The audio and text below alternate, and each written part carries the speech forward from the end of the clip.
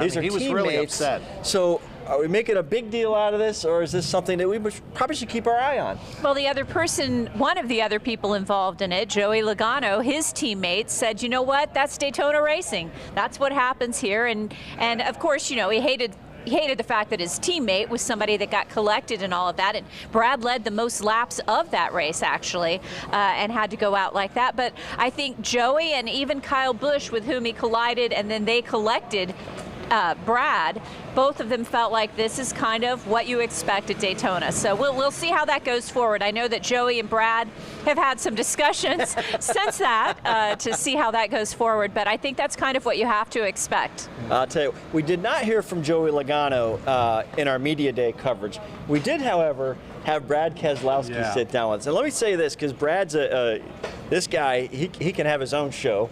He's very entertaining, very happy-go-lucky guy. I thought he was a little bit more subdued than normal. I don't think it's a bad thing, but you know, he had some interesting things to say regarding this. Well, you know, when we brought the topic up, and he kind of wanted to move on quickly. Yeah. And he made it a very clear point that the discussions were between him and Joey and nobody else. Yeah, well, let's take a listen. In case anybody missed, let's hear what he had to say.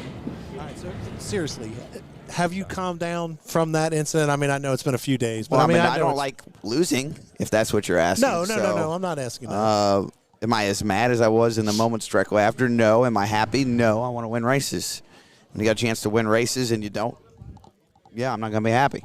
So. Have you talked to Jimmy or Joey about it? I mean, have you had a good conversation? We've had our conversations, but those are between him and I. Gotcha. When you watch, do you go back and watch those at all? Not just to see, I mean, but maybe, listen, out here, anything can happen at any time. And sometimes it's mechanical, sometimes it's a calculated risk that went wrong. But when you watch that, do you say, all right, maybe I need to be here next time, or, or try to set myself up to absolutely. avoid? You know, if you're not studying, you know, this is all situational awareness, and you want to make moments in the blink of an eye, and you need to be prepared to do that. All right, so I had asked Brad, you know, okay, let's go beyond the personal side of this. Do you go back and watch this? And then, Holly, I'll ask you this.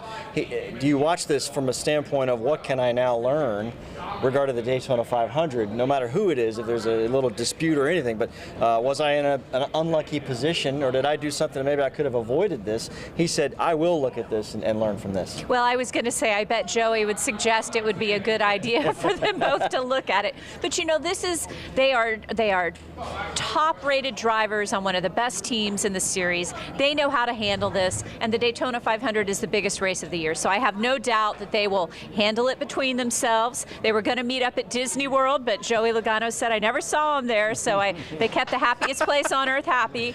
They handled it together in the garage, and I think they'll go forward just fine. That's probably one of them didn't get the fast pass at Disney. That's why. They were stuck in a 2-hour line in Star Wars land. What they're doing. Possibly. Exactly. Well,